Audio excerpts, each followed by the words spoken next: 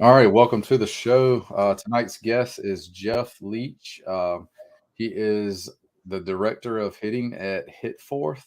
Hitforth is located in Fort Worth, I believe, right, Jeff? Austin, Texas. Austin, Texas. All right, I got you. So Jeff is the driving force behind Hitforth. He's a nationally recognized hitting coach, sought out for his ability to develop elite hitters who hit for average and power. His high school hitters have earned all state honors and college scholarships to play baseball at nationally prominent universities in the Big 12, the American Athletic Conference, Conference USA, Southland conferences. Jeff created the Hit Fourth approach to enhance the skills that are key indicators of success at higher levels of competition. This means cultivating a competitive, game like environment to prepare hitters to come through for their team when it matters most. Jeff is a native of San Antonio, played baseball at Roosevelt High School and McMurray University as an outfielder.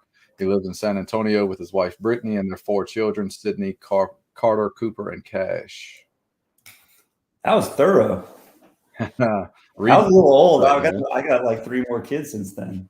Oh man, see, we got to catch up the bio on Hit Fourth. Yeah. So we have nothing scripted. There's nothing planned. We're just going to talk some hitting. I know Jeff just got from the cage. I got from the cage as well. Haven't even eaten dinner yet. Typical late night eating my wife's great food, but unfortunately, I get to warm it up in the microwave most of the time. So Jeff, what type of hitters did you work with today? Like how was your day in the cage? Who came in? What'd you guys do? So most of the guys that come in are youth to high school age group. All our college guys, of course, are back at school now. So mostly youth hitters today. Our high school guys are just getting the season going here in Texas. This last Friday was first day. So rocking and rolling, long practices, getting ready for first scrimmage. So a lot of youth guys. Most of the guys, I would say youth guys are between 9 and 12 or 13. That's kind of the bread and butter for that age group. So yeah. Is that about the youngest age you guys go? About 9 years old? Yeah, we initially took, when we first opened the doors just about 2 years ago, we would take really any hitter that walked through the door. We got to keep the doors open. We were open for 1 week and COVID shut us down for, 2.5 months or so. So we had 25 members sign up that first week, mix of, 8-year-olds all the way up to high school guys. And we had to train them remotely. So we had to pivot. We could not get into our building. So we, trained everybody remotely. We did an evaluation, and we still do with all of our athletes. So we had a good foundation for what we needed to work on with each one of those guys. They followed the programming, hitting in their backyard. Most of those guys couldn't get access to a field, definitely not a cage. But they walked back through the doors after 2 months of just hitting, and we're setting PRs, exit velocity, distance. So we knew that the programming was good. And then when we got back in cage with our coaches, it's myself. We've got Chris Garza, who's my son, who's now a coach. Kevin Keys, who's one of our other coaches, and Lowell Galindo, who's my owner and partner in the business. It's just us, and we just rock it and roll it every day with a mix of kids, usually mostly youth, but all the way up to college and pro guys too. Yeah, talk about your setup, man. Just from afar, when the ABCA comes back to Dallas, I'm definitely coming and I'm going to check out your place. But tell people about what Hitforth is like. Like when I look at the pictures, I'm like, dang, this is a dream come true. Thank you. My partner Lowell, he's really the driving force behind Hitforth. It was his idea. He would come down from Austin to San Antonio. I was an instructor at DBAT, and he would bring his son Mac, who was 11 at the time, as a smaller kid. Um, when I started working with him, he I wasn't doing any private training. I was doing all small group at the time.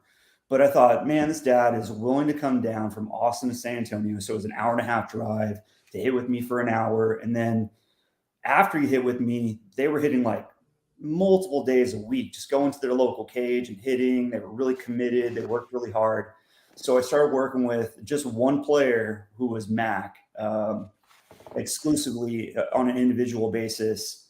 And a few months into it, he's like, you know what? I'm going to do a hitting facility in Austin, where we live. What would you do? Would you do something like DBAT? And the DBAT that I worked out, it was 25,000 or so square feet, 15 cages. I was operating the upper level with doing my own training program. And I said, no, what I would do is I'd do a smaller space, more boutique style, and I would include all of the most modern technology, which you just can't do when you have a facility that's that large, right? You can have 1 or 2 hit tracks, but can't fold 15 cages, at least, not under any budget that I know. And so he got a 4,600 square foot place, and we put 4 cages in it, pretty good wide cages. Our building's pretty fortunate to be pretty tall, got 25-foot high nets. And we got hit tracks in every cage. We have blasts that we put on our bats, and we use K-vests in our evaluation with our players. So we get a really good kind of sense for where the player is, what the opportunities are for them to improve. And then we've got our own training program that we follow to help them get better. So that's really the nuts and bolts of it. But we put everything in the player's face. We believe in objective data, not subjective evaluation in all cases. I coached for a long time, Brandon, without technology for like 10 years, just in your cage, sweat box cage with no tech. And now it would be hard for me to go back to it. I could still help hitters, but I see the game not just from my eyes, but I see it through a lot of technology that tells me when my eyes are lying to me, so that I can help players get better. Yeah, without a doubt. I had a parent ask me one time, did I think I would be a better hitter when I was coming through if I grew up with the resources that today's players have? And I was like, without a doubt, I'm 100% sure if I had the same resources, I would have been able to unlock some things about my swing that I didn't know or I assumed and was probably wrong about. I never had a private training coach when I was growing up. I went to one hitting camp at a local facility. There was only one game in town. So I went, it was 2 weeks long. And the only things I remember was they put you on a board, which was like a lazy Susan. So the back foot would spin.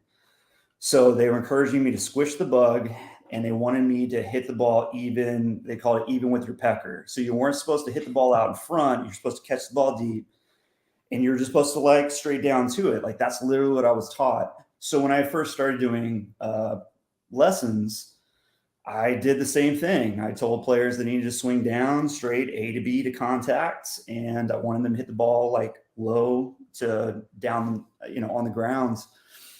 And I started when I got out of baseball. I spent 7 years in the corporate world, and I wasn't involved in the game at all.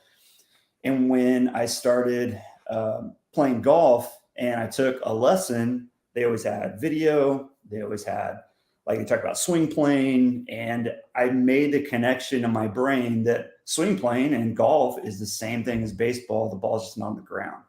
So that was my first, like, okay, I don't know anything about hitting, but I'm learning about golf, and I can start to transfer some of the information over. So the kinetic chain, which was, they were just calling the kinetic link at that point. I started making a correlation, and I thought after like a year that hip rotation and swing plane was it. And so I just thought if you rotate your hips really fast and you swung on plane, like I was going to be better than most hitting coaches out there. And now, 15 years later, I guess I realized that there's so much more to understand about movements, so much more to diversity in the game and how you teach it, how you explain it, how you think it. But that was my building blocks. Like I just started to look outside of baseball for the best information. I started questioning myself as a hitter or as an athlete, what I thought was right. And I think I had a growth mindset before I knew what a growth mindset was. And that helped me get an edge. And I used to coach against guys whose resume was like intense. What you read was probably my DBAT old resume on the wall.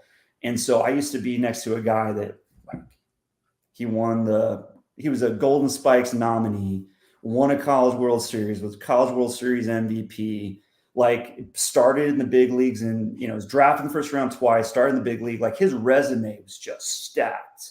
And mine was like, Jeff played a little bit of baseball.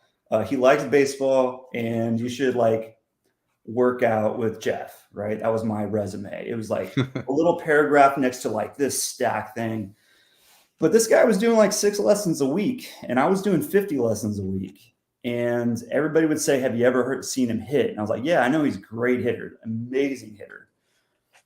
But he's teaching the stuff that I was taught as a player, and I know that wouldn't have helped me get any better. So, yeah. Yeah, that's funny that you mentioned like how you were taught to hit, because that's exactly the same things that I went through. I used to go to hitting camps locally here, and they called it A to C because they would say, we want to go A to contact. Yeah. So it was down straight to the ball. And unfortunately, like I like technology and business and stuff like that. So I'm a very logical, like, I don't know, not a nerd per se, but if you say go down to the ball, like I'm literally going to do it. Yeah. So unfortunately, I literally backspun a lot of balls that flared in front of center field, and that's probably about all they did. I hit 1 home run my whole life, and I was 12 when I did it, and probably don't even know how I did it. The rest of my success was good enough to be in the high school starting lineup and hit a lot of singles and occasionally run into a double. But at the higher level, my swing just didn't play against advanced pitching, and those CNI singles weren't good enough to prolong my career. So I think I became, I guess, questioning the swing. I went to an ABCA for the first time in, I think, 2015 or 16. It was in Nashville, and John Malley, I think I believe he was with the Cubs at the time, and he did like the science of hitting, or how science has impacted hitting. And he was talking about the approach angles of the fastball coming in at a decline, and 6 degrees. the stories of the swing, the story of the pitch. And I'm like, man, all this stuff makes sense to me. Like, so getting behind the ball and having a nice, like, slight up attack angle, and that just opened up Pandora's box for me. And I'm like, all right, I got to go figure stuff out, because I was teaching the same thing I was taught. And I was having some success with like my JV high school team at the time, or I coached 14U one summer, and we were relatively decent. But I'm like, man, if I could go back, I'd tell all those hitters, I'm sorry. You probably could have been a lot better if I was smarter then than I am now, and just didn't do things the same exact way I was taught. And now I still get the outside, I guess, coach who says, oh, he teaches a launch angle swing. And I'm like, gosh, thanks, A-Rod. Here we go again. What's funny is I worked for Diamond Kinetics at the time, and I was sent to watch. I didn't watch any presentations at ABCA except for Maley, because he was working with ZEP sensors at the time. Trevor that was my first sensor. Yeah, Trevor Stocking is a friend of mine, and he was the guy that went to the ZEP company and said, hey, you're making a sensor for golf clubs. You need to make it for baseball. And they were like, great, here's some money, figure out how to do it and what baseball players you want to sponsor. So he literally got like Trout and Donaldson, that all the guys you saw in the video and presentation to kind of like push the sensor. So I was working for Diamond Kinetics, and we were the tech sponsor of the show. So they had a presentation with ZEP all over the presentation. Trevor had put it together, and we had the night before, we had to go and tell ABCA that we didn't want them to put ZEP in the presentation. So Trevor spent like 3 months putting that together and had to go delete all of the ZEP info out of it. So I went and watched it, and it was the same thing. Like, 6 degree down angle fastball, off speed pitch is about 10 degrees. Talking about the ascent angle of the pitch and trying to match it with the ascent angle of the bat. So getting on plane, the degrees of launch angle that the balls would correlate to the highest hits. And I still think about a lot of that stuff today when I'm working with players. We tell our guys that we want them to be line drive hitters because it's the highest probability of success. It's the highest batting average, highest on-base percentage, the highest slugging, the highest ISO, the highest WOBA, like basically any stats you're looking for if you hit a line drive. line drives are in the air. So we tell our guys we want to hit the ball hard over the head of the infielders, then hard over the head of the outfielders, then hard over the fence, kind of in that priority. Because if you can hit the ball hard over the head of the infield, that plays at all levels. And I Yes, for never sure. have anybody push back on that. It's only when I say, hey, you know what? Like your best hit would be something hit really hard in the air that goes over the fence. Like literally is the most productive thing you can do as a hitter. But that's not necessarily what I want to teach. And furthermore, I don't want my players or parents going around telling people that that's what we do, because it's not. Yeah, without a doubt.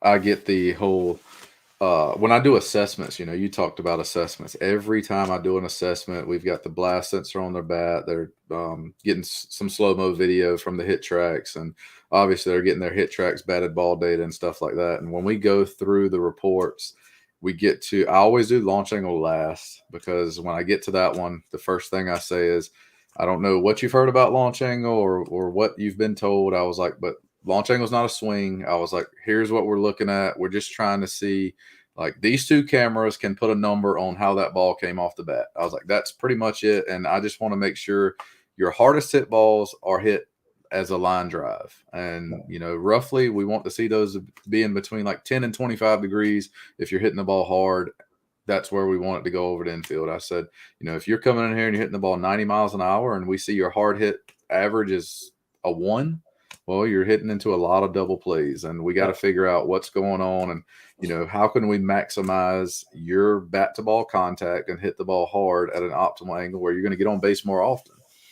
And I'm like, I said, your coach probably tells you to hit the ball on the ground, hit the ball in the air, or hit a line drive. I said, and they're talking the same thing I'm talking. They're just not using numbers to put with it, or they're not measuring it, and then light bulbs kind of click off.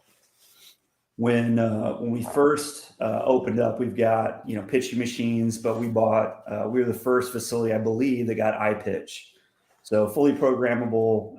Really helps us create a game-like atmosphere. And I'd never hit against one before. Really didn't have much experience against three wheels. I was just a kid that liked the feel good BP. So partner fired it up, and when I hit, first ball that I hit went right back up in the middle through the L screening. He had to duck out of the way. And when I looked at the hit tracks, the ball bounced right after the pitcher. And it flashed me back to when I was a player in a cage with no data. That's exactly what I was trying to do every single time that I walked into the cage. My goal is hit a low flat liner right through the middle, like over the pitcher's head. That ball landed in the grass. Like, it didn't even make it to the outfield. So just like you, like, I hit 6 lifetime home runs. I didn't hit a home run until I was 19 years old. I gained 50 pounds in college from lifting weights. And I went from 155 pounds to 205 pounds. That's the only reason I ever hit a ball out, and I averaged 2 a season, just because I got a lot stronger and I could catch the ball more out in front. But I only ever thought about trying to hit the ball low at the middle. And I often wonder, if I had just the feedback of where the ball is landing, how would that have changed me as a hitter? Because I was always the skinniest guy. I was a track guy. I was known for track. I ran track since I was 8. I was pretty fast. I was a center fielder. So every coach that ever had, I was skinny, just told me they wanted me to put the ball in play and get on base and not strike out, and let the real hitters drive you in, kind of steal second. So yeah, I just had I had a kid.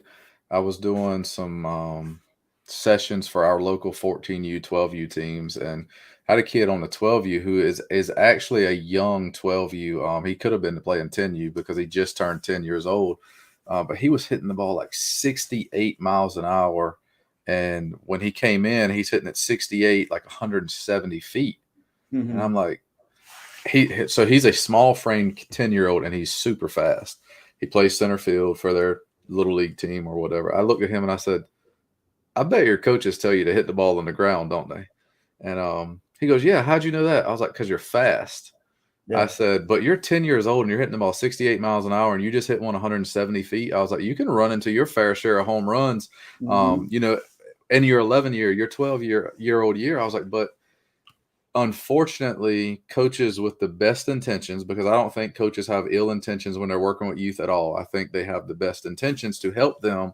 But this could be a kid who, if he never saw how hard and how far he could hit it, on the hit tracks, he would never have known. Like, if I keep trying to hit the ball hard, be on time, and drive it over the infielder's head, I may be able to run into some fun and enjoyable home runs at 11 years old, at 12 years old, and not be the kid who is 14, tries out for his high school team as a ninth grader, one, never got to experience that success, and worst case scenario, can't get out of a bad habit that was unfortunately developed by just trying to hit the ball on the ground when he was 10, 11, or 12. Yeah. When the field doubles in size and you got a 13-year-old who has been hitting like low balls, barely gets into the outfields, those balls land in the infields when you move up to the big fields. And they don't realize how high now they have to hit the ball because they have no juice in their bat to get the ball into the outfields. So when we have a player that hits the ball 70 mile an hour max, 60 average, I'm pretty confident in telling them at some point during that season, they're going to hit their first home run. It's going to happen if they square up a baseball. It's just inevitable. Even, most of the fields here between 200 and 225, we got some junior fields, 250. We've had kids walking in that a goal for them was to hit a ball like 55 mile an hour. They're coming in like 45. And within a year, they're hitting the ball close to 70. We've had that happen on multiple occasions just because we value, in our opinions, we value the right things. We focus on skills at scale. We focus on kind of making sure that we are asking the right questions so the kids are valuing the right outcomes. And then we just kind of let nature take its course. If your kid values the right outcome, hitting the ball hard, hitting a lot of line drives, you don't have to say it anymore. Like, they'll automatically look at hit tracks numbers and want a PR every day. And then us as coaches have to say, well, sometimes you got to work on hitting the outside pitch and driving it at oppo, right? Like, sometimes you pull so much that you're going to be an easy out against a skilled pitcher. So not every day is a PR day. Now we got to build skills, like stuff like that. Yeah, that's important that you're bringing out. Like, hit tracks is not just I'm hitting off of this thing and trying to see how high my exit velocity can be or how far I can hit it. You can actually use those tools to develop a hitter who can compete and help win games. So talk about a little bit about how you guys do a little bit of both of that. Like, you're going to help this. You're making a hitter who's going to help people win games because he can hit the ball hard and because he does know how to get behind it and hit line drives. But he can also, at the same time, because he can do those things, he can handle an outside pitch and drive it right back through the middle over the pitcher's head if necessary. One thing we talk about all the time is making it game-like, and making sure that everything that we do transfers to the game. When we have an athlete come in, we talk about, like, what should you value? So we'll usually say, like, if you hit a ball 95 mile an hour at the big league level, what's your batting average? Because everybody understands that. And so they'll give you some guesses. And then I tell them that the batting average on a ball hit 95 mile an hour, regardless of where you hit it, on the ground, in the air, oppo pull side, is 399 historically. That registers. And then we tell them if you hit a line drive at the big league level, and we talk about how, like, we don't use youth stats because youth stats are just inaccurate and inconsistent. So we use professional stats, but it transfers all the same. If you hit a line drive at the big league level, you hit about 600. In the shortened season, it was 640. That's usually what it is in college. And according to the website I found, youth hitters or high school hitters hit about 780 on a line drive. So the most basic stat, I'm not the biggest believer in the importance of batting average, but in the most basic level, that's super relatable and important. And then we talk about, like, you've got to be able to do it against good pitching in games when there's pressure. So we try to create that environment in the cage. That's why you have machines. That's why we only give PRs off of BP or out of the machine. We don't allow kids to do BP or flips or T-work PRs. That doesn't count for us. I'll yell at a kid if I see them in their accounts before we get to the BP side. So we just want to make sure that we're getting the environment where we're throwing pretty firm fastballs at them. We're letting them see spin when they're at the skill level. We believe that they're going to see it in games, and we're going to start to mix speeds and locations and make it pretty competitive. So, we're going to drive the right outcomes in the right environment, and that will lead to game success. And I can honestly say, we've got 100 and so members, so we're a membership only facility. I don't know of a single player that's having success in the building that's not taken to the field. And in my previous place at DBAT, I ran a facility where it was only me and I didn't have a machine. And it was a lot of flips. And I found in the summer times, those kids weren't hitting in games. And I had to assess how I was developing the hitters to perform when it actually matters most. Yeah, that's, the flips. And they weren't translating to games. Normally, what I do with a lot of my hitters is we'll train in stages. And I know there's this big social media debate, depending on what you read on a certain day. Some people are way over here about like throw the tee away and tear it up, and then some people over here are like, well, it can be useful. And I'm kind of right in the middle, like depending on the quality of the hitter and where they come in with a prerequisite skill level. For instance, if I have a young 8-year-old and I do flips and he or she misses, 20 out of 25, I mean, that lesson's going to be pretty miserable if we just keep doing flips and she only hit or he or she only hits 4 or 5 balls. So like maybe, maybe you're not ready for the timing of it. Let's go do some movement work in front of the mirror. See your stance, see if we can repeat some dry swings. And then maybe we go from there and we go back to the tee a little bit and we'll move the tee to different locations and let you get used to matching the plane and hitting good balls in the air. But, I wouldn't do that with every hitter. If I've got a hitter who comes in and we're doing front toss and he or she's barreling 10 out of 15 balls pretty good, I'm like, all right, you're doing a pretty good job. Maybe let's try to advance this into just blocked machine fastballs and see how well you handle that. So I think you've got to balance the training environment according to, what's the player's background, what's their skill set, how old are they, where are they currently at in their development as a hitter, and then adjust that plan from there and use all the tools that you have to make them a little bit better today than they were at the last session. And that's the art of coaching, right? The art of coaching is knowing when to scale things back or make adjustments. Like you said, we're going to have some 9 or 10-year-old beginning little league players are going to walk through our doors. So we've got to be able to soften it, the difficulty level. So we'll do it with the same speeds from the same distance, low speeds, and then just talk about with the player, like it's okay to struggle a little bit. Okay. As long as we're trying to get a little bit better each day, it's okay. But once you do start to have some success, we're going to start to make it a little bit more difficult. If it's too easy, then the player goes automatic and they just turn off all of the learning in their brain. If it's too hard, then they go into survival mode. So then they don't want any part of it and they just want to give up. So it's keeping within that ratio. And I think it was Talent Code that said, between 40 and 60% is like the Goldilocks ratio of success. And then we just have to define success the right way. So with us, it's just hitting the ball hard somewhere.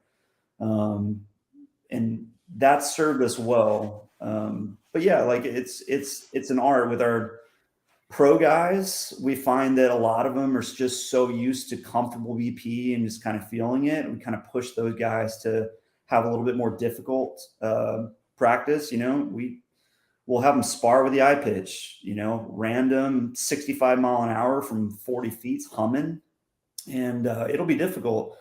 But I had a pro guy go to a team tryout and say that 90 mile an hour from the actual distance was like slow, which is a pretty great feeling for a player. We had a player who played junior college baseball, hadn't played any pro ball, and we trained him for 6 months. Got a lot better, hit the ball a lot harder, and he got signed as a pro, which was a pretty incredible feeling to have a guy make that ascension who never kind of got there. So, yeah. Yeah, I was reading something. I can't remember what it was, but they call it the flow state. You were more or less mentioning the same thing in the Talent Code. They just called it the flow state. I tell my hitters, like, you're always trying to find the sweet spot on the barrel. but we really have to find the sweet spot within your training. And Yeah. that's where, just like you said, if if it's always too easy, I don't even have to focus and I can accomplish this task, so I'm not really growing in that environment. And if on the flip side, if it's incredibly too hard, I told one of my kids the other day, I said, if the best high school team in the state of football in the state of North Carolina, because that's where I'm at, I said if the best football team in high school went up against the New England Patriots next week, it didn't Mhm. matter if they played their best game ever, they still aren't going to win. Right. And when you're in an environment that you cannot succeed in, you're not going to keep coming back. I think that's how we lose kids if we just say, all right, you got to hit in the game. So let me crank the machine up and let's go double barrel. This one's fastball, this one's breaking ball. And you're not even very consistent off a front toss. Like you have no sense of timing, no sense of bat control. And you're just going to magically figure it out because I'm throwing a breaking ball and a fastball at you out of the machine. Like that kid's probably going to hate baseball, or that kid's probably going to hate softball in less than 2 or 3 weeks. And I think that's the first thing, right? Is we want our players to actually enjoy the game. Our number one priority as a coach is to like grow the game and get more players active and involved and loving it. So participation needs to be high. And then we want them to feel like, okay, that they're actually good at the sport. That's kind of the next. So building their confidence. And then after that, we want them to kind of build their skill and test them and get them competitive. But I think it's important that like travel baseball players, right? They kind of look down at little leaguers. Well, I think there's a lot of benefit to playing a little league. I'm about to put my younger kids in a little league. It should be less pressure, should be more fun. And I want my kids to like let me know when they're ready to compete and move up to like the double A level before the triple A level before the major level. We've got some of the most skilled or talented 12 to middle school players that come and train with us. I got middle school players that ball 100 mile an hour, which is insane. As a coach, I never thought I would see that. Kids that are 135 pounds hitting the ball that hard. But they still will face kids that are throwing 80 mile an hour off the bump, and it's a struggle. And I often say, like, if they go to their majors tournament, face the number one pitcher in the country and get diced up, they need to have a confidence building session the next time they come in. Like, Yeah. I can't hit them over the head all the time with a really difficult practice because then just hate the game. I had a 10-year-old kid come in tonight. He was my last lesson. And one thing I use the hit tracks for is I love that quality hit game, where it will just give you points for hitting the ball hard and it rewards you for hitting balls hard in the air. So going back to that simple statement of, skills that scale, and an attainable goal every hitter can have is pick a good pitch, put a good swing on it, and hit it hard. You don't have to worry about, and that quality hit game really gets my hitters to stop thinking about the outcome of, well, did they catch it or did I get a hit? And then they're just chasing the points, right? So, and ironically, they stop swinging at bad pitches because if I'm doing front toss and we're trying to see like how consistent can you stay on the barrel, how consistent can you hit line drives, and I'll throw them all over the place. Yeah. And if we're just doing like BP, they'll swing it almost every one I throw. But as soon as I say, all right, we're going to do a round of quality hit, I'm still throwing them all over the place. And all of a sudden now they're putting in some quality stops or quality takes, whatever you want to call it. And I'm like, you just realized how to look at plate discipline and hunt pitches because you were just trying to get a good pitch you could get a lot of points on. And they finally figure out, hey, if I just swing at balls in the zone, I got a pretty good chance to line one up and get 50 points here or 60 points there. And that's been a real fun, competitive environment that I think has translated to a lot of my hitters' game success, because I had one hitter tell me that he came back from like one of his 12U weekend tournaments, and he said, I just treated it like the point game. He was like, I was just looking for a good pitch I could hit and I could barrel it. And, I hit a couple of line drives. I'm like, that's as simple as it needs to be right there. Yeah. One of the most fun things we did, we had a hit league and we mixed teams of players and we threw BP as coaches. So we'd have like a high school team captain, and then we'd have like a decent, 9-year-olds, so it'd be like a 9-year-old, 12-year-old, 15-year-old, 17-year-old kind of a setup. And we'd mix. So if it was a high school guy, I'd throw firm and mix pitches and hit spots. But with a 9-year-old, maybe I'm just getting them fastballs down the middle, but it brought out their competitive side. They get to try to score runs. Just the environment, even from a coach's standpoint, I had more fun doing it than a standard lesson where, we're going through normal progressions from activation and movement to T-work to toss to live. I had a lot of fun doing it. They had more fun doing it, and it transferred. Like all those kids did really well in the fall when we were running it. So we believe a lot in competing, but also making sure that it's like level appropriate. Yeah, it's crazy how when you put them in that atmosphere and they figure out like training can be fun. Like it doesn't have to feel like work. And I think that's the biggest difference when you have a hitter who comes in and they feel like I have to be here, or it's like work to them. You don't get the same buy-in as when you can make it, one, translate to making them better in the game, and two, today's kids, like, they love video games. Like, let's just be honest. Like, you've got to connect with the kid who grew up in 2000. The kid who was born in 2000 is 22 years old this year. So that's the kid you got to connect with at the college level. And then every kid younger than that, your middle schoolers and your high schoolers, like, they're all part of the tech world, and their attention span is whatever technology can hold their attention. And I think blast where they're trying to get efficient bat speed, not chase false bat speed, but it's pretty cool when they look on the board and they're like, oh, I swung pretty fast right then, or I hit that ball hard in the air, and then getting runs and being able to play the games. I took one of those 12U groups, and they would come in groups of 4, and we would go 2-on-2 and play a little mini game. Awesome. And I think they went 7 or 8 innings where it was extra innings, and they were just having the time of their life. And to see the joy on their faces, one of them makes the comment, is like, this is funner than actually being on the field. And I'm like, well, for it to be December and you're having fun playing baseball, because here in North Carolina, December is pretty cold. And they don't really get to do much outside. And these kids are just having a blast in December, where a lot of other kids might not be, doing anything baseball related.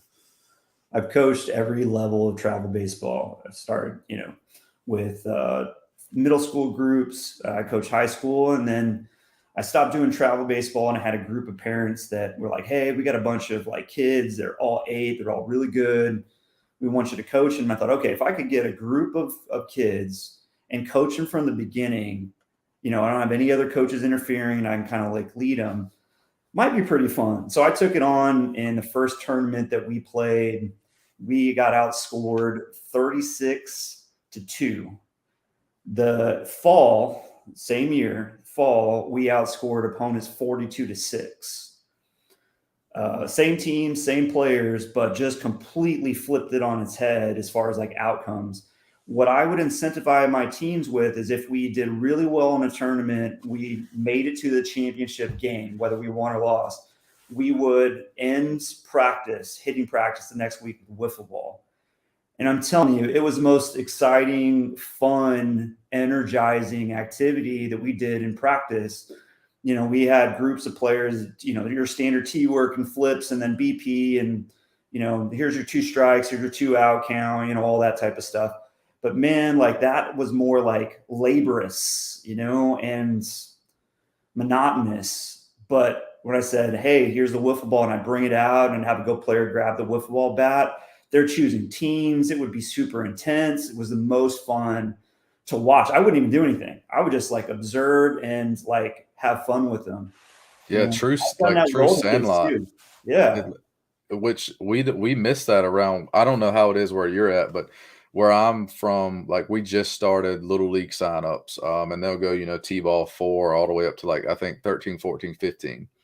And here, probably for the past 3 or 4 years, they just struggle to get enough numbers. And it's unfortunate, because when I grew up, little league or city leagues were like, we all played against each other in my grandma's backyard when I was growing up. So wiffle ball was every weekend. And then those are the same kids I went to school with. So we played with each other in middle school. And then we played with each other in high school. And every summer we were playing in the local rec leagues. And it was competitive. It was fun. And you would go to school the next day and kind of brag about the game last night or whatever. And unfortunately, here locally, like, we don't have that city league, that rec league fun. It seems kids only really learn the game when there's an umpire on the field and another uniform and the scoreboard's turned on. And I'm like, they never really get the unstructured, unorganized, like play the game and have fun.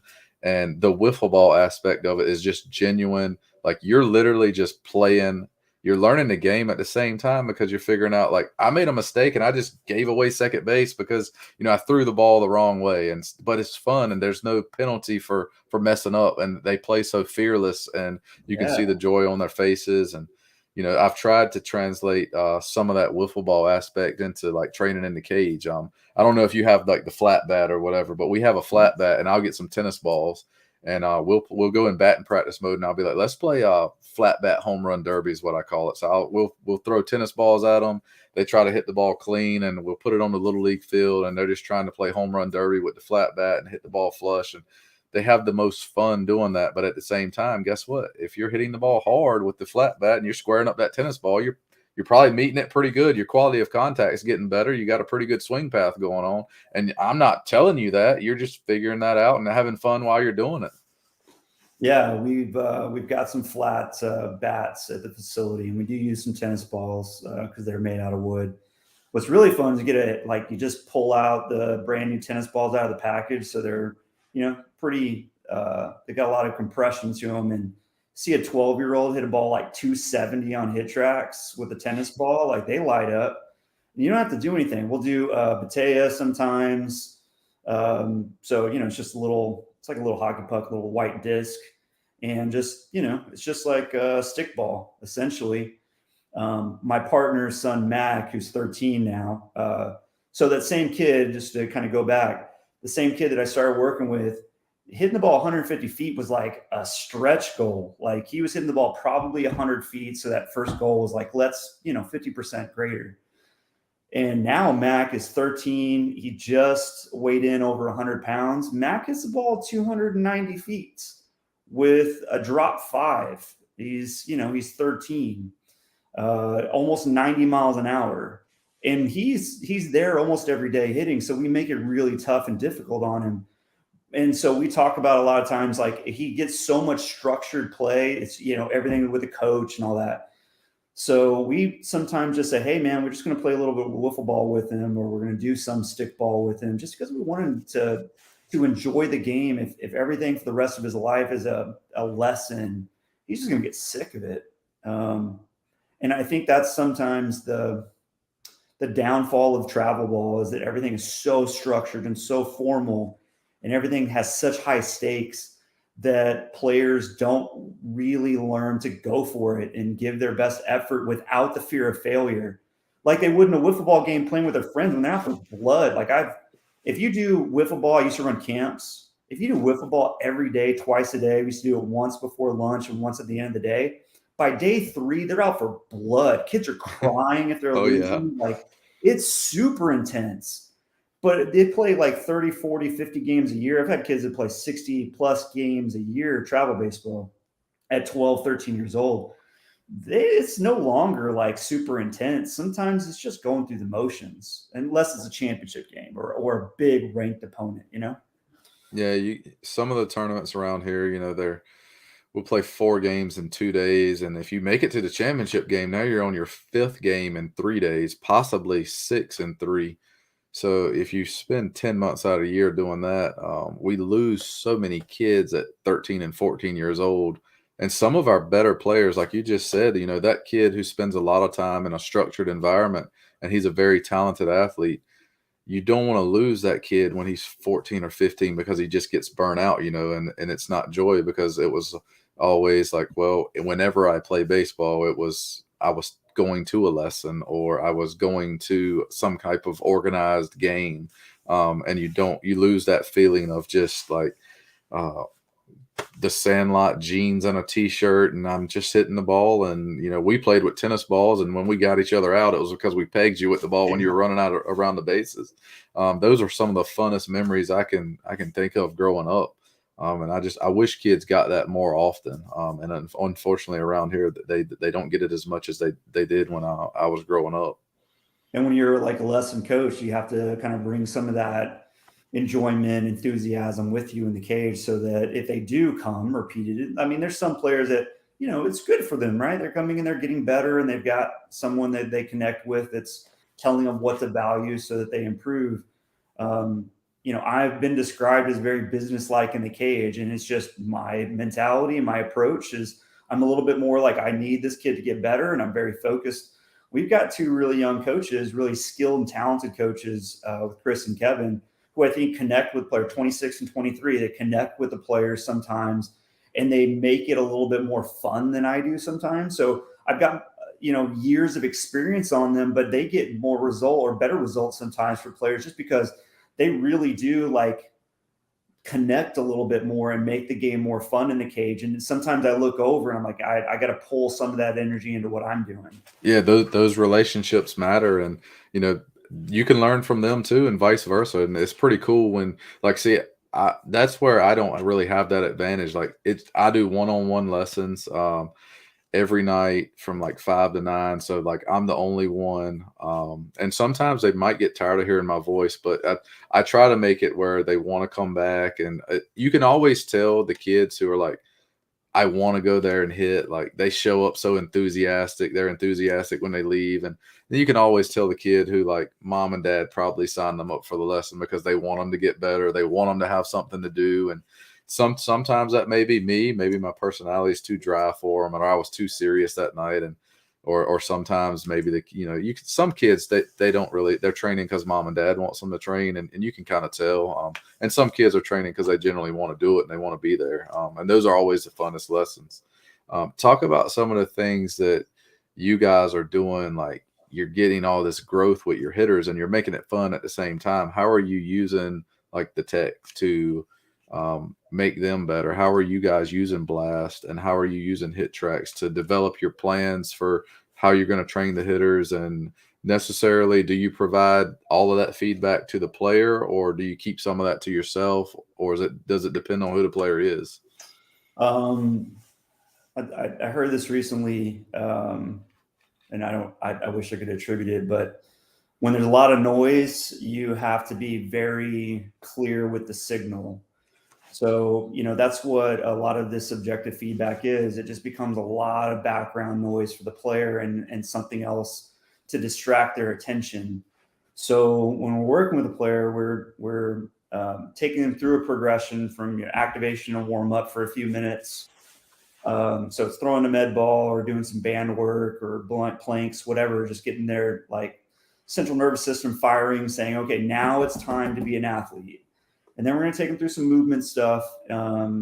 So we call it principal movements. We're going to focus on some of the basics. So hinge, scapula, we just call it drawback, stuff like that. And then we're going to progress through tee work and then toss work. So until we get into BP, it's basically we're probably not using a blast sensor just because attack angles on flips or off of tee work can be like so smooth compared to live. But we're going to have, just game mode of Hit Tracks up. So they're just getting the very basic feedback. And usually the kids, you can see kind of where their eyes are going. They're usually just focusing on hard and far. They don't really care like pull side or oppo unless we're specifically working on direction. They just want to hit the ball hard and far. And I think that's just a very simple thing. I don't ever really talk about launch angle with a player. We've got a back net, which is a pretty good below the top of our back net that hangs down. Anything below that's under 10 degrees, and that's going to be a ground ball. Anything that hits the back net is going to be between 10 and usually 25 degrees, and anything hit the top is going to be over 25. So I can just kind of frame it with, depending on how hard they hit it, hitting the back net is going to be a line drive, hitting below the back net's a ground ball, and then they'll see it with the numbers if they want to, but I think that just puts a little bit too much in their head sometimes. When I have a blast sensor on their bat, a lot of the times I'm keeping that to myself, unless it's something where, let's say I have a player that's just swinging with really low intensity. I'll ask a player like 1 out of 10, how hard are you swinging? 0 is like the slowest, laziest swing you make. 10, you could not swing any harder. Where are you in that scale? Most of the time, they're going to say 6 or 7. And then I subtract 2 from whatever they say. Not because I think they're lying to me, but because their potential is usually related to like what they think they can do to produce a good outcome. So they think most kids, I think, if I swing at 80%, that's as hard as I can swing and make good contact. But what I find is like if you really push them and you say, I want you to swing as hard as you can for the next 10 swings, what I'll do is I'll look at their average exit velo. Maybe it's like 62 mile an hour, right? They'll take 10 swings and the first 2 or 3 will be poor contact. And if a player does that in a game or without a coach encouraging them to swing hard, they'll abort. Okay. They'll go right back to swinging 80%. But if I tell them it's okay, just keep going, what happens is the body will start to calibrate itself. Because it's swinging at a much quicker, faster intensity, it doesn't know like how to like when to launch or what direction it's going or how to stay on plane or through the ball. So you'll see some poor contact and some rollover. But if you give them enough swings, they'll start to square it up. And then I'll show them, hey, did you notice like that's our 60th swing of this session? You only took 10, but your average velo actually went up and your max velo went up. And if you give yourself enough time swinging like that, what you thought was your 10 is going to be your future 8. And you can do that comfortably at that speed in a game and it will play.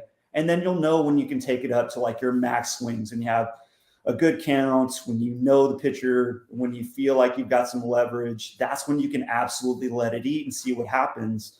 But we get players that are just so comfortable swinging at a certain speed, they never really test themselves.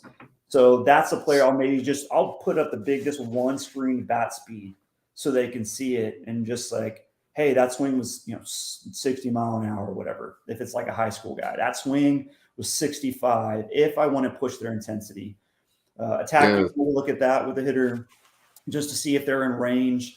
So if I throw the ball, let's say I'm throwing a ball 45 mile an hour from my normal slot, which I think is about right here.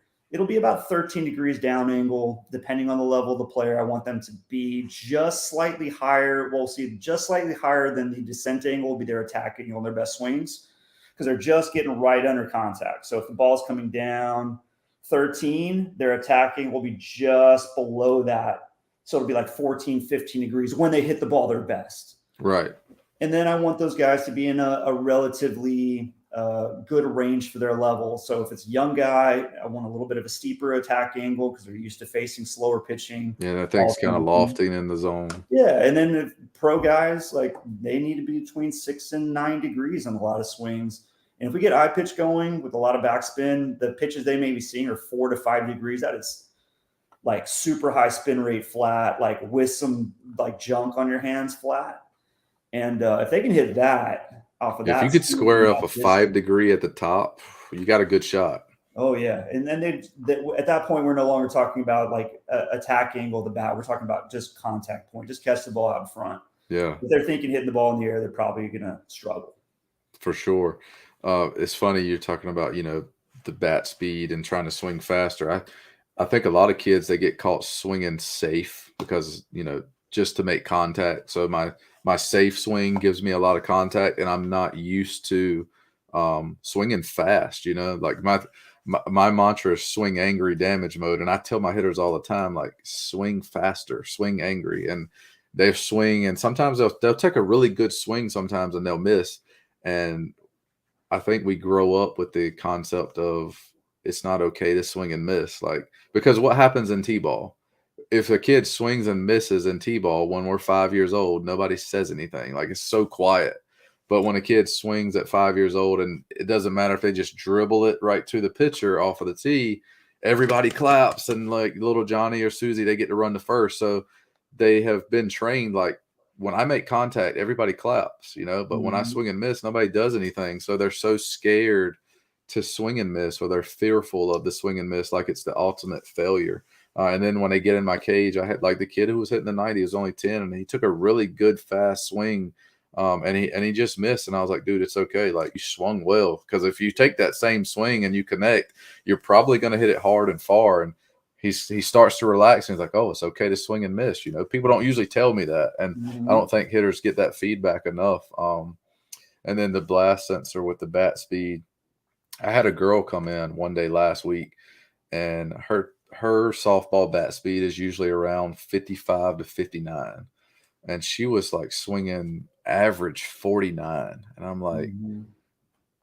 after her lesson, like I thought about her for 2 or 3 days, and like, what did I do? What did I say the wrong cue? What happened for her average bat speed to go from 55 to 49?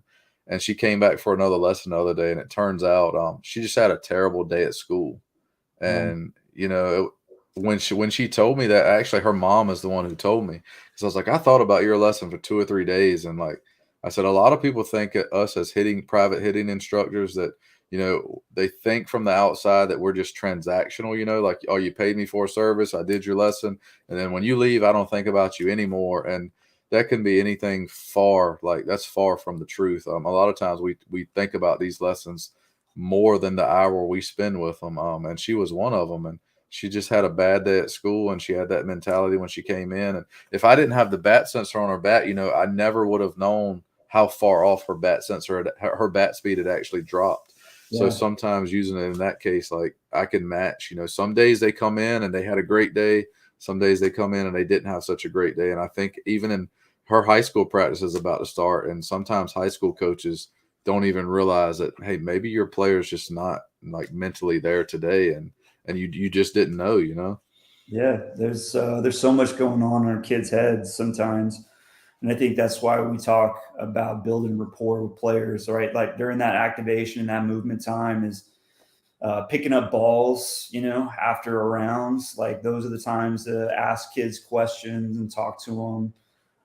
Sometimes we'll get a kid that's just so, I don't know, introverted around people they don't know very well. So you got to kind of break down those doors, get them to talk a little bit, and then you get them to shut up and start getting too excited. But that's like a good problem to have when a kid's like really chatty and really enjoys himself. And we have to remember that no matter what happens, whether these kids play, good youth baseball, whether they continue to play in high school or college or whatever, like our goal is to get people to still love the game of baseball. I think the stat was if a player participates for 3 years, they'll be a fan for life. So like MLB's goal is 9 to 12, get them into little league, get them playing. Even if they don't continue in high school, they'll still follow the game. And I want our players to feel like they have the skills and the interest and the ability to play when they're 13. When we lose 50% of baseball players at 14, we lose 75% of baseball players when they enter high school. Like it's crazy. Our first goal and priority should be to get them to have fun and be interested in the game. Why do you think so many of them leave at 14? I think some of it I think is they have a problem adjusting to the bigger field. Yeah. Um, and what are your strategies to combat that? Because I just had a kid I trained, and I had to talk him into going from a -10 to a -8. Mhm. And he just turned 12 in November, and I was like, we need to progressively start building you up to where you can have success when you get to the bigger field, and that bat's just not going to be a nightmare for you for an entire year or more. When I was in little league, I'm a July 31st birthday. So I was 11 playing as a league age 12. So when you're 11 and you're skinny, like super skinny, I looked at the players at 13 and thought, no way, I'll be 12, but ain't no way that like they were scary to me. So I didn't play when I was 13 and 14, and I, grew up and, wasn't scared anymore when I was in high school. So I tried back out for the team, and that was fine. But I missed out on 2 years, and I didn't give it up. But I stopped playing for 2 years because I was intimidated by the size of the players that were continuing on at that level. Because guys like my size just quit. And so what we talk about are the skills at scale, right? So we try to develop the mindset that we're trying to develop those kids now, so that they're not intimidated by the field when they're 13, that they are a high performing 12-year-old, and they know that as they graduate with the kids at their level, they already know they're trying to hit the ball hard and far. It does not scare them as much. And man, we've had kids that like never hit a home run on a 12U field that hits their first home run, they hit their first home run on 13 or a high school field the next season. So, we try to develop bat speed. We talk about developing power, and power comes from the size of your bat. So I was fortunate enough to work with Diamond Kinetics and with Axe Bat, so we got a little bit more background on the bats. Yeah, this is something I wanted you to go into anyway, like your bat expertise. Say, give us your background on that and help us find the right bat that we can swing fast and get the most production out of. Yeah, so if you swing a wiffle ball bat, you're gonna blazing bat speed through the zone, but it doesn't have enough mass to get the ball to go anywhere. So I'm sure you heard it as I heard it when I was a player. The pitcher supplies the power, and all I got to do is make contact, and that's furthest from the truth. The baseball weighs 5 ounces. Your bat, depending on what level, weighs between 20 and 30 ounces. Okay, so the bat provides all the power, and furthermore, the weighting of the bat determines kind of how quickly you can overcome the momentum or inertia of the bat. So if the bat's just sitting there kind of stagnant on your shoulder and it's a big barrel loaded bat, it's going to take a lot of force to get that barrel up to speed, which is why having the right sequence and going from pelvis to torso to lead arm to hand and its summation of speed up the chain is so important. You can get that heavy bat to accelerate faster and produce more power. So we're trying to always balance like what's the right weight to produce the most power, but also be quick at the same time. So with Blast, we look at their time to contact. It takes about 200 milliseconds from pitch release for a player to assess whether they're going to swing or decide whether they're going to swing at that pitch, which leaves, if it's 400 total milliseconds from release to home plate, it leaves about 200 milliseconds left for a player to actually get the bat from launch to the pitch. And so if you got a little kid that takes like 230 milliseconds to get their swing, which we see a lot with players that walk through the doors, it just takes them too long. Unless they're seeing really slow pitching, they don't have enough processing speed usually because they don't have enough experience to transfer speed to the bat. So they're always late, and then dad's yelling at them like, "You swing faster," or be quick or whatever. So they start like telling the pitcher to throw strikes. It's just not going to help. Not right now. And so they start swinging before they even know. So that's why, if they don't swing because they couldn't process it fast enough, and dad's like, "Swing the bat," the next time they swing, it's like a ball that's like way over their head. It happens all the damn time, and that's because the kid can't process it fast enough. So we want our players to be within a good range. The layers of youth bats are drop 12 now. Whew, that's not enough mass to really do anything. But yes, if your kid just cannot swing the bat, go ahead. We want our guys generally swinging drop 10s.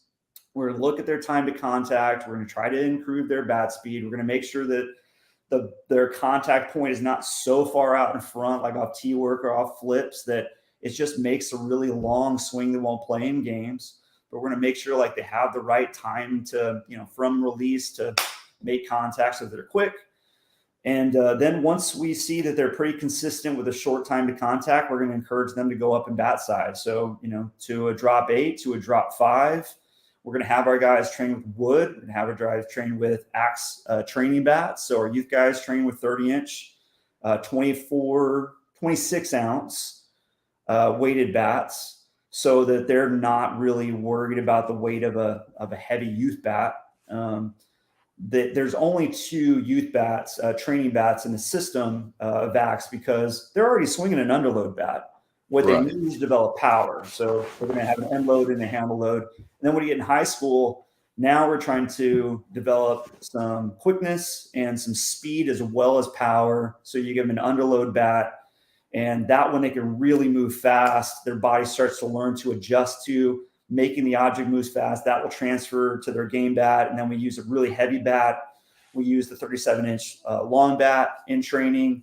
So if they got a bat that's 37 inches with this huge arc, they're going to learn to stay really tight, to sequence things well, to get that barrel out. If your arms and casty, that bat's going to tell on you quick. 100%. And then you'll see they'll start to make the arc smaller by trying to pull their arms across their chest, and they're just slicing across balls. Right. So, it's a give or take. We're going to put a lot of heavy bats in their hands. We're going to take their off speed and focus on bat speed. We're going to encourage them to try. We've got training bats from Axe Bat. War Stick has been nice enough to send us bats, just say, hey, we just like what you're doing. Here's some bats. Let your kids try them out. So we'll have kids just go pull them off the wall. But when you create an environment where they're constantly using something that's heavy or using something that's light, using something short, using something that's long, they lose their stigma about swinging with the perfect bat that weighs the perfect, it is the perfect length and, all that stuff. Do I think bat matters? Yeah, bats matter, but I want my players to feel like they could pull the limb off that tree and get hits. Yeah, most of the time for me, I have kids who come in swinging a bat that's too light. Yeah. And like at 10, 11, and 12 years old, if I see a 29 drop 11, I'm like, man, this is like, you can swing this super fast and you're not even getting rewarded because that barrel to ball contact, like the ball is basically pushing your bat away because You'll your see bat's that so with youth light. balls. Yeah. Y- You'll see little kids, they'll hit the ball and their bat will like stop and back Yeah. up before it finishes. It's crazy. And my biggest challenge is like trying to convince the parent that, why'd you buy this bat? Because he picked it up in the store and it felt really good and it felt light. And ironically, you mentioned the wiffle ball bat being able to swing it fast. I've got a couple of the little wiffle ball like toddler. My daughter will be 3 in April, so she goes in there and kind of messes with the little the blue MLB bat. Yeah. And I'm like, you could pick up that one and probably swing it super fast. But what if I throw this baseball at you and you try to collide with it? It's not going to make a good bat to ball collision. And we use the bat speed sensor. We use Blast to try out. Like I've got a couple of the True bats, the True Drop 8, Mhm. and I've got a True Drop 5. I've also got the Axe Speed Trainers you just mentioned, and we have the 31-inch version. So I'll get them like, grab this True Drop 8. It's a 30-22, or maybe it's the 32-24, depending on which age group I'm working with. I'm like, let's just try this bat. It's a balanced bat. Let's see what your bat speed is. A lot of times I can take a kid who you came in with a 29 drop 11 and you switched to maybe a 30-22 or whatever, and your bat speed's almost exactly the same. Yeah. Um, Yep. but I'll have a kid who, this is a true story. Kid comes in, he comes in with two bats. I think one of them's a 29 and one of them is like a 30-inch, and he's always late in the game. So coaches were like, swing the 29 because you're late. And I'm like, let's test out both of them and just see what you can do. His bat speed's almost identical with both bats. I'm like, you're just late because you're late. Like you're Mhm. not late because of the bat. You're late because you're not in sync with the pitcher. Like your first move's late. And it Yeah. doesn't matter which bat I give you. Your first move's always late. You're always going to be late on the pitch. You just talked about like the time it takes from release to get to the plate. Like you're not efficient enough to get there quick enough. And until your swing improves, you can play with either one of them. You're not going to have consistent contact because your sequence just needs to clean up. Your time to contact needs to get better, but you're going to get better with the right bat and get rewarded more versus trying to think you're magically going to be on time because you need the lighter bat. And here's a kicker is that depending on how a player swings, a barrel loaded bat might actually be quicker than a balanced bat. If you have a player that barrel turns, right, that's kind of, you got knob to the ball guys and you got barrel turn guys. Yep. Guys that are a little deeper and a little bit more barrel turn generally are going to swing pretty close to the same bat speed, but occasionally we have a player that'll be 10th to 20 tenths of a second quicker on average with a barrel loaded than they will be with a handle loaded. When I worked for Diamond Kinetics, we had a program for Demerini bats. And we wanted them to buy it. They didn't buy it, but I got to test it. And with my high school son, who was swinging a Voodoo at the time, which is a slightly end-loaded bat, I thought because he was only 170 pounds, he'd probably be a little quicker and maybe able to produce more speed with a balanced CF Zen or CF7, I think is what it was at the time.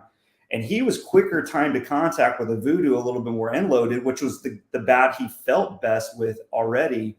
But he was quicker consistently over a lot of swings over multiple sessions with that bat than he was over the same bat with a much lower swing weight. So I know that there's some guys that have done some stuff with bats, but we're only scratching the surface on bat fittings for players and really finding what works best for them. And I think eventually what we'll find is that we'll have a player at the professional level, at least, that will have 2 or 3 different bats. They'll have a slightly shorter bat. They'll have a slightly longer, heavier bat. So they might have a power bat. They might have a control bat. They might have something that's shorter. They might have something longer, depending on what they're going for. It'll be more like a golfer with 14 clubs rather than a hitter that just picks up a bat and goes, feels good, let's go do it. Yeah, that's the one I need to use. Yeah. And ultimately, well, you're just guessing. And unfortunately, golf's been so far ahead of baseball in almost everything. I guess, like you said, I mean, when you started playing golf, and you had all the technology that would give you the feedback on the swing plane and the approach angle of the club and all of that stuff. Baseball's catching up, and it seems to be we're always behind pitchers. Like the pitching technology and the ability to tunnel pitches now. Like, why are strikeouts so high in Major League Baseball? It's not because hitters can't hit, because we score a lot of runs and we hit more homers than ever. But pitchers they're pretty good. And it's a good thing you guys have the eye pitch, because you can kind of simulate some of those environments that the hitters today at the highest level are having to face. Like, I don't know if you want to get into bullpens anymore, because everybody throws 100 with nasty sliders. You're not getting through the lineup 3 times on the pitcher. They're pulling him after the second at bat. They're just looking at the data, man, and people can say what they want about nerds' influence on baseball, but I think the Rays are the most well-run organization in professional baseball. They have a super low payroll, and they churn out talent. Their coaches aren't the most vocal on social media. They almost like they're trying to keep things to themselves. But man, can they develop hitters? They can develop hitters. They can develop pitchers. And it's funny you mentioned the Rays. I just talked to somebody who's in the pro game, and he said if the Rays are asking about a player, you need to figure out why. Yeah, because they know something you don't. Yeah, I believe that, and their track record kind of speaks for itself, and what we see just generally is the average pitch is like 95 mile an hour average pitch. People go back to my favorite era of baseball, because that's when I was a kid growing up, was the 90s baseball, and I loved the Braves, right? I was a big Maddox and Glavine and Smoltz guy. As much as I bicker about Smoltz's commentary today, he was my favorite pitcher of those guys. They were all throwing between 88 and 92, and were considered kind of the big guys of that age, right? And you had some guys that were in the 95s. Now everybody's got a guy that throws 100 that no one's heard of. And they have filthy secondary stuff. Everybody's stuff moves above AA level. Everybody is learning to tunnel pitches, so they all come out looking the same. And I think the hitters today are the most talented of any generation. And I love 90s hitters. I love the early 2000s. I made a post that was a little bit, derogatory about the Hall of Fame, but I'd vote Barry Bonds into the Hall of Fame in a heartbeat, just because I think he's everyone's best player they've ever seen, not understanding the circumstances. But overall, I think today's hitters are so much more skilled overall, because they're just facing so much elevated talent now, so much diverse and elevated talent. Like, it's hard to hit 100 and try to hit 87 with 10 inches of horizontal break. And you got Blake Trinan, who's coming out here, and this guy's just, everything he throws looks like he's playing blitz ball. Like, good luck trying to hit this guy. Isn't DeGrom's changeup like 94 or something? Like, it's sick. Yeah, it's unreal. I mean, he just says, here it is, see if you can hit it. And my fastball's 100. I'm going to throw it wherever I want. I faced maybe 3 pitchers when I was in high school that threw 85 up. 85 was gas. I graduated in 97. When my son was in high school, this was a few years ago, it was 2016, he had 3 guys on his roster that threw 90 to 92 in one high school. That's how much the game has changed. Our 13-year-olds, one of our 13-year-old teams where we coach a lot of players, they're seeing guys throwing mid-80s at 13. It's sick how much the game is elevated, not at the pro level, but all the way down. When I played, I think I saw like one guy in high school who threw 90 because 90 just came by your face and it sounded different. Um, Mhm. and it's just unreal. But now, we've got the ability for hitters to, I don't know if you guys use the Win Reality, Win Reality through the Oculus. I don't know exactly how much it connects with, you're doing it in a virtual environment, but at least you can kind of pick up like seeing the ball flight out of the hand from 60 feet, seeing 91 and seeing a slider and try to do pitch recognition and, things like that. And then using the pitching machine, I've told a lot of my hitters, like, why do you hit so good off of lower velo? Because what do you train like? What do you see all the time? You Mhm. see a lot of front toss and you see a lot of regular overhand BP. So your brain recognizes it and can process the information fast because you see it a lot. I was like, even if you're not necessarily ready to hit good fastball velo out of the pitching machine, at least like track some pitches out of it. And maybe you're not swinging, but you're seeing the speed and you're seeing it. So maybe your brain can start processing it more. Because I've had hitters who would come in and the first round off of the machine, we're just doing blocked fastballs and they're just late, late, late, late. And Mhm. after about 3 or 4 weeks, they start to develop their timing a little bit more. And I told him, I was like, I think part of it has to do with you've never trained in an environment where you were tested against velo. So your brain wasn't used to processing it. So it always looked overwhelming in a game. But now that you're seeing it more often, your brain's able to process that information a little bit faster. And I could just be randomly guessing, and there may not be any connection to it, but I feel like there is. Yeah, I mean, Barry Bonds, Edgar Martinez, video of those guys seeing tennis balls at 120 mile an hour. When I try to research a lot of vision training, it's a lot of sketchy stuff, in my opinion. But I mean, Barry Bonds was tracking 120 mile an hour pitches, and then stepping in the game where Percival's not throwing that hard compared to what you're seeing in the cage, at least. So we want our guys to start to adjust their eyes to more rapid time intervals, so that it's not an entire second ball flight in the air, right? Let's replicate what they're seeing in games. Let's start to make quicker decisions, start to get their eyes to start to adjust and track the ball, and then we're going to start to like vary it a lot. So from blocked reps to some more randomization, more variables. One of our hitters today, I was talking with one of our coaches. They're working on slow to fast and adjusting constantly, slow to fast, because that's what he struggles with in games. He's actually great on fast pitching because he sees so much velo in our cage that doesn't really bother him. But it's the slower guys and trying to make up for that extra time in his head. So now we're giving a lot of mixed BP where it's like maybe 45 out of the hand, and then I'm going to drop a 36 mile an hour, just arm speed fastball from 40 feet and watch them adjust to it. And when I got a player that can go random pitches, random selections, random locations in BP, then replicate that with more competitive at bats or like simulated at bats, they're dangerous on the field, man. Yeah, I've got some high school hitters that I'm training right now, and in my setup, I've got a 35-foot cage. By the time you add the hitting mat in, and then you set the pitching machine up, we're throwing the hack attack. I've got a junior hack, and we're throwing it about 24 to 25 feet away from the plate. So with my high school hitters now here in North Carolina, we're about to start high school baseball on February 14th.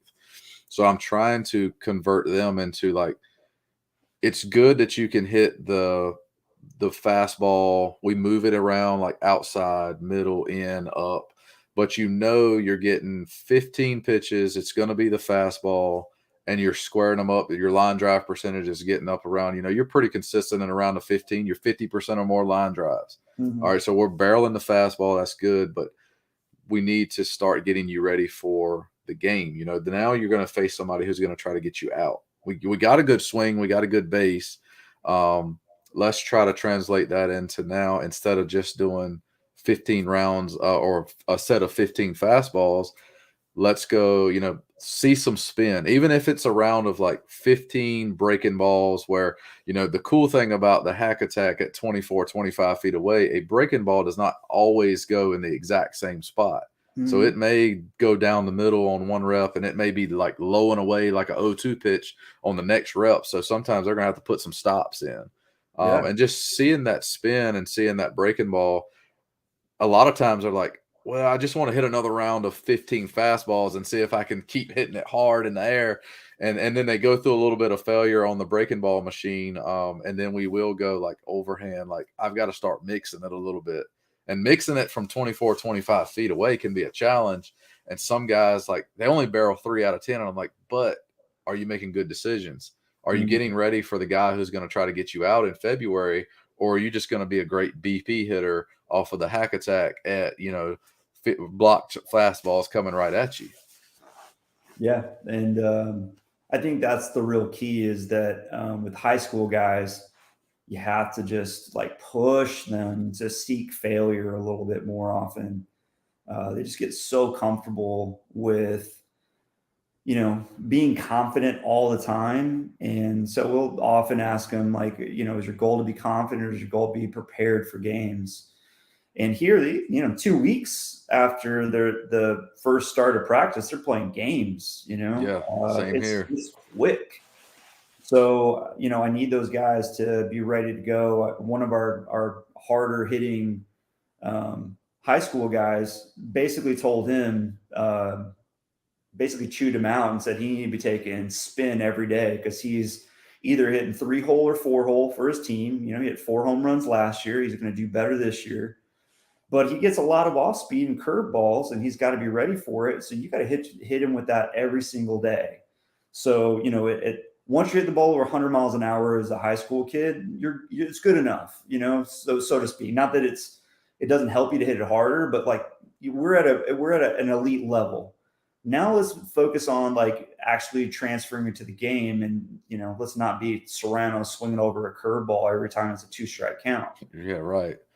Because when they find your vulnerability, they're going to feed it to you. Like, if you're the 3-4 hole hitter and you're not surrounded, I don't know too many high school teams that are hitting 1 through 9.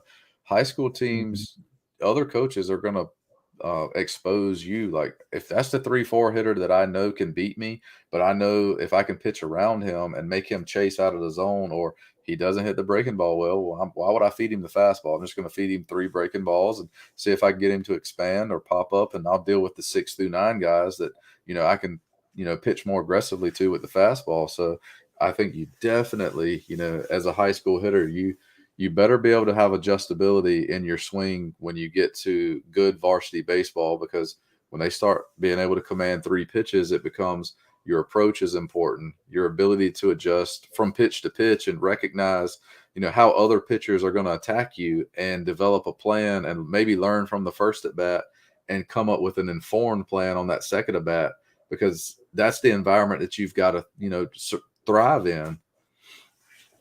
Yeah, I think learning as a hitter, I was a leadoff guy, so I was supposed to just get out there and take a lot of pitches and not game plan at bats, just like see a lot of pitches and try to get some walks and all that. And I never really developed an approach. So the next part of like getting some experience of being able to hit, spin, and hit varied pitches is now trying to optimize the pitches that you swing at and have a game plan for yourself when you walk in the cage. So I think that's where like the competitive bat and then simulating at bats can really help, putting players in mental situations and mental models of what they would do in this specific situation. What's your coach going to tell you in this situation? Is he going to tell you to hit the ball to the opposite field side? Is he going to tell you to try to hit the ball in the air? Usually not, but occasionally get a runner on third and you're the 3-hole guy, drive one deep, man, let's go. So I think it's, trying to create the environment and also trying to, in their mind, create like, what are you going to do in the situation that helps them in games? Can you take a pitch and get a better pitch? That's the only reason you should be taking. If it's first pitch down the middle, don't be looking at that and shaking your head at the third base coach that was a good pitch. All right, everybody knows it was a good pitch, dumbass. Hit the ball. Facts. Yeah. I have to tell hitters all the time, I'm like, I don't know what other people do, but I'm an offensive coach everywhere I've been. I've usually ran the offense and directed the hitters. And I tell my guys, like, we're not taking pitches just for the sake of taking pitches. Like, 3-0 count, I guess I got a reputation because people started throwing us 3-0 breaking balls.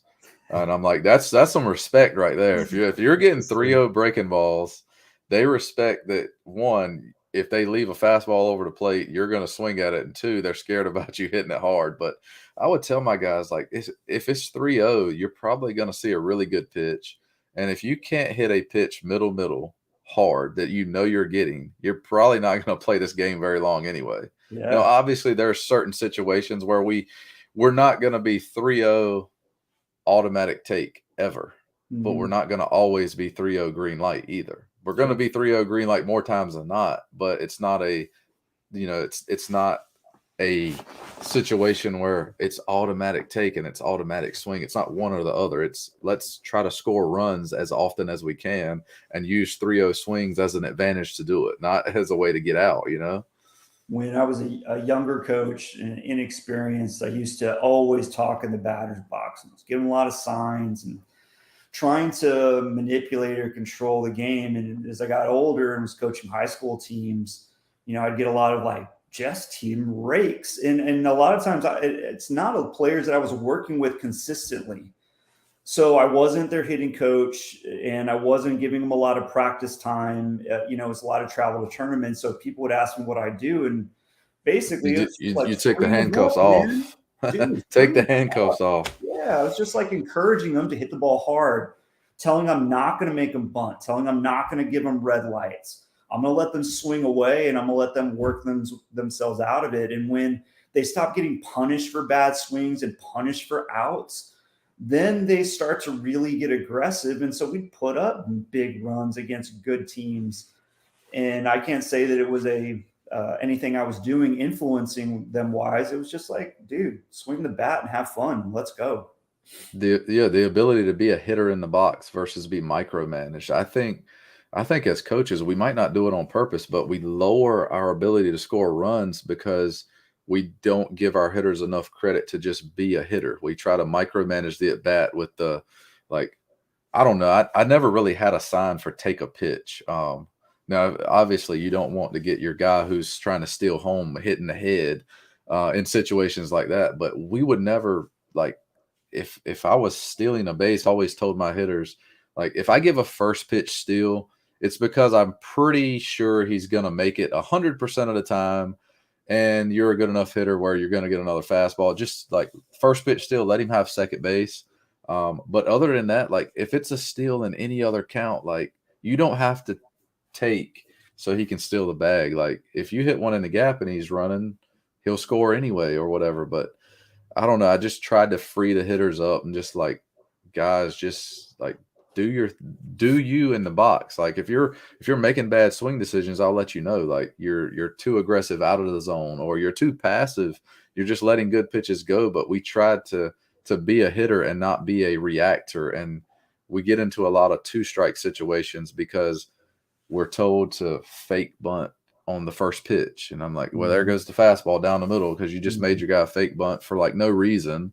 Mhm. Um, or it's 3-1 count, take. And now Mhm. it's 3-2.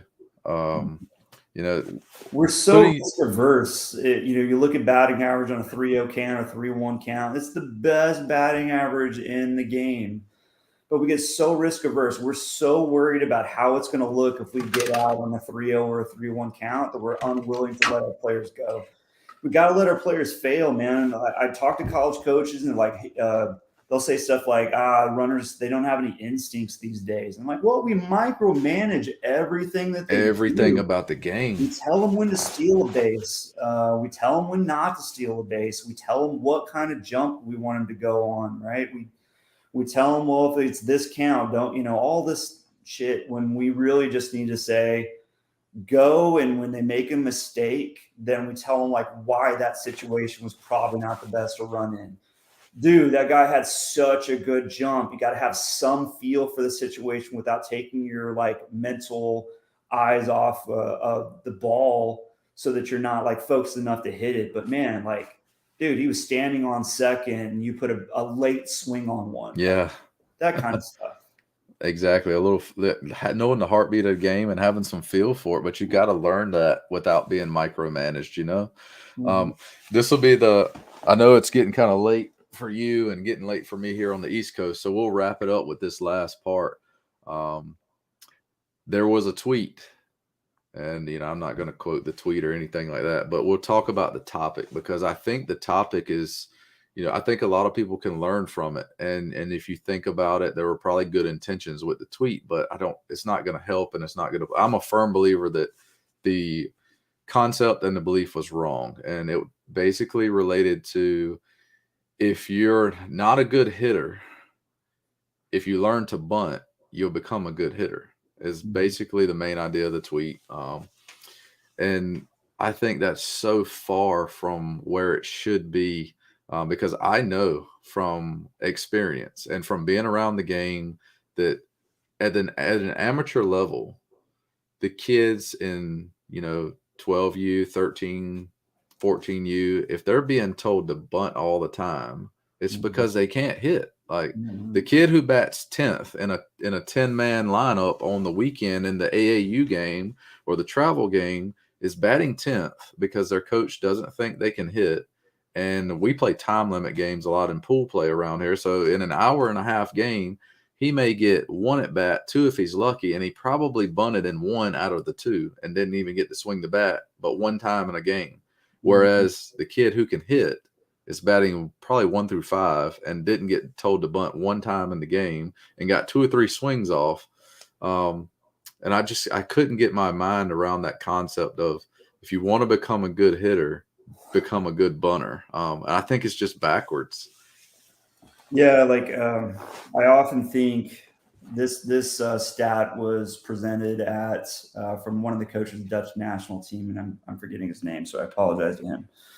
But in the United States, we develop a big leaguer, one for every 500,000 baseball players in the country. In the Dominican, they produce a big leaguer, one for every 125,000. So they're 3.5 times better. In Curacao, they produce a big leaguer, one for every 25,000 baseball players in the country. And what happens in both of those countries is that they focus a lot on developing the skills that will scale a baseball player to success. The old saying was, you can't walk off the island, right? You've got to be able to hit tanks. You got to be able to throw gas. You got to run fast. You got to be able to freaking field it, right?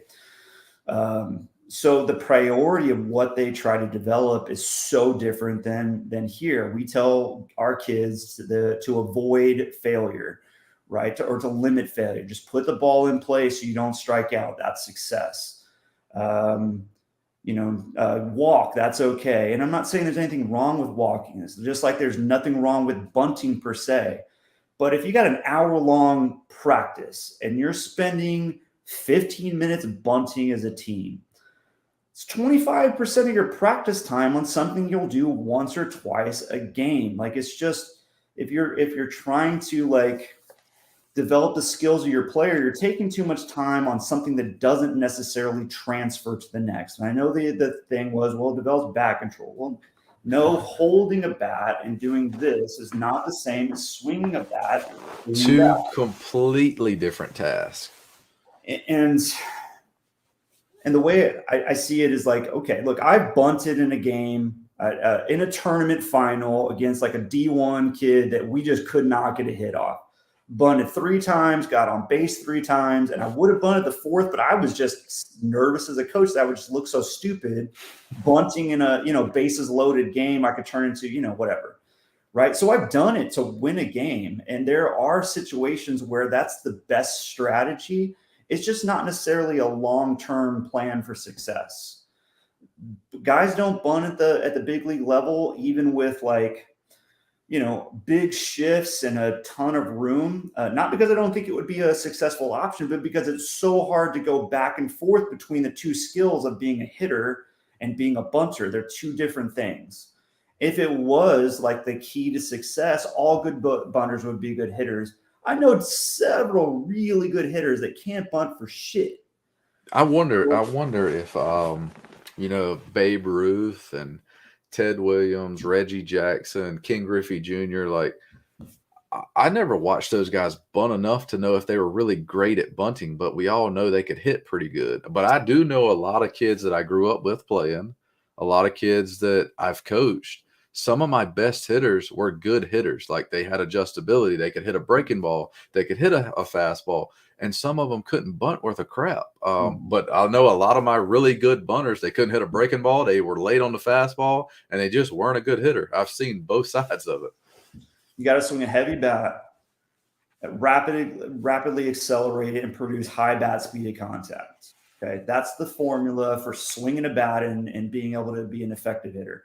Then you got to adjust all of those to pitches that are moving at different speeds all across the zone.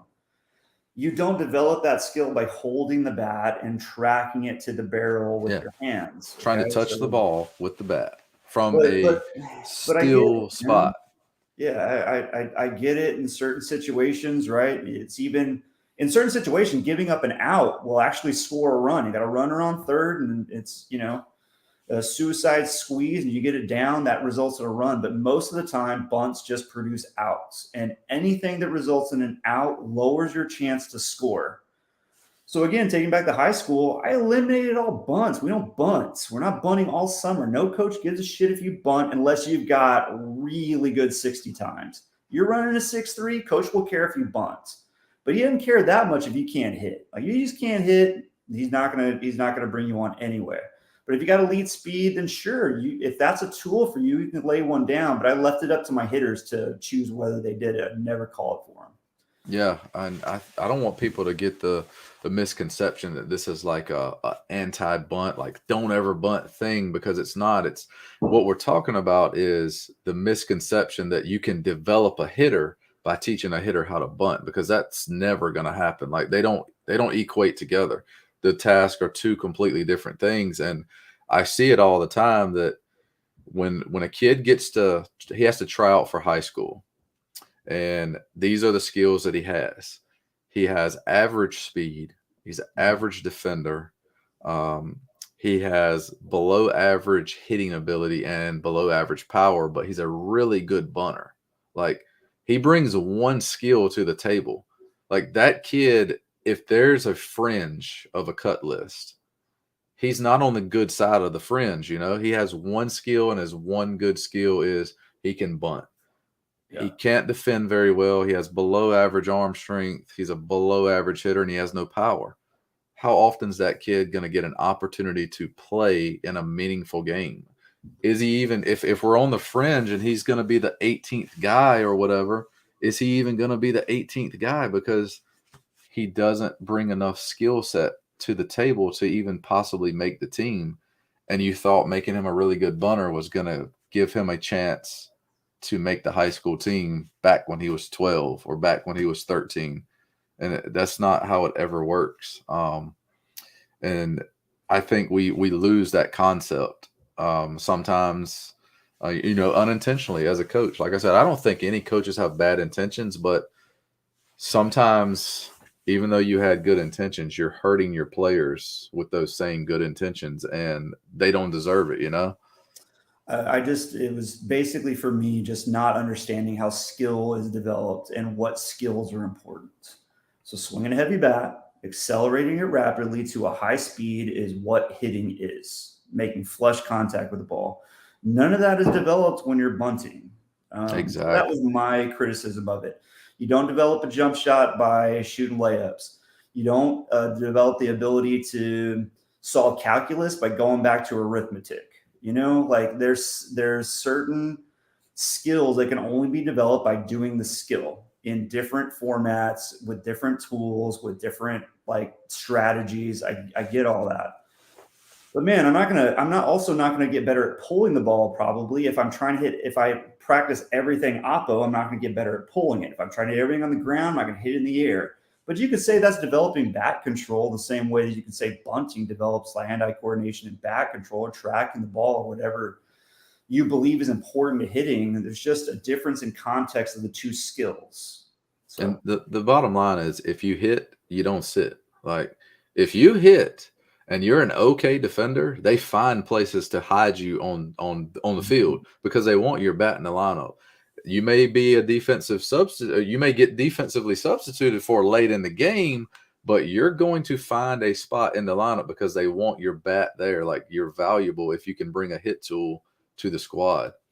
A lot of like high school kids going to college don't understand priority of skill by position, right? Like if you're a pitcher, they don't care if you can hit, right? But if you're a first baseman, they don't really care how fast you are usually. They care, like, do you have a stick? Do you have Can some you power? catch the ball? And can you throw it to second accurately? Exactly. And right, there's some guys that they can do everything, right? Those are the 5 tool guys. If you play right field, generally you're going to have a stick or develop some power. If you play in center, it's glove and speed, right? Like that's priority. That's what I had was glove and speed, not much else. But it just depends on the player. So if you're telling a third baseman, first baseman, right fielder that he needs to develop his skills as a bunter, you're just like limiting his ability to play at any level. High school, definitely college, and all that stuff. Yeah, without a doubt, man. Well, first of all, I want to thank you for jumping on. I think I asked you to do it a couple of days ago, and you didn't even hesitate. So I really appreciate that. I'm gonna let you give people your how can people contact you if they have questions, if they want to reach out to you. And for those of you who may not be aware, the show will be available immediately on replay, but we will also post it on my website. We'll have Jeff's contact information in there. We'll have some notes, but you can replay at any time. And I'll let him give you the best way to contact him, because I know he's got some different avenues you can reach up. You can get to him.